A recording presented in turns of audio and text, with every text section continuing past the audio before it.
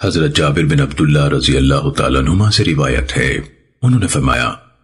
رسول اللہ صلی اللہ علیہ وسلم نے ہمیں خطبہ دیا تو ارشاد فرمایا، لوگو مرنے سے پہلے پہلے اللہ کے سامنے توبہ کر لو،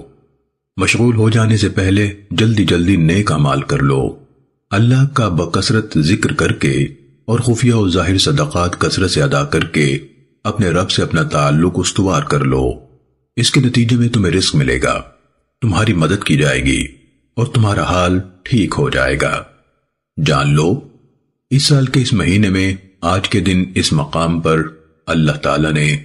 تم پر قیامت تک کے لیے جمعہ فرض کر دیا ہے۔ جو شخص عادل یا ظالم حکمران کی موجودگی میں میری زندگی میں یا میری وفات کے بعد جمعے کی نماز کو غیر اہم سمجھتے ہوئے یا اس کی فرضیت کا انکار کرتے ہوئے جمعے کو ترک کرے گا، میں اسے بد دعا دیتا ہوں کہ اللہ کرے اس کے بکھرے ہوئے کام نہ سمٹیں اور اس کے کاموں میں برکت نہ ہو۔ سنو، اس شخص کی جو بلا عذر جمعہ ترک کرے کوئی نماز نہیں، اس کی کوئی زکوٰۃ نہیں، اس کا کوئی حج نہیں، اس کا کوئی روزہ نہیں، یہ اعمال قبول نہیں ہوں گے،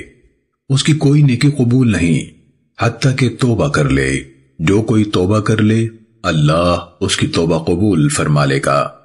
خبردار، کوئی عورت کسی مرد کی امامت نہ کرے، کوئی خانہ بدوش کسی مہاجر کا امام نہ بنے، کوئی فاسق کسی نیک مومن کا امام نہ بنے، سوائے اس کے کہ وہ اسے قوت و غلبے سے مجبور کر دے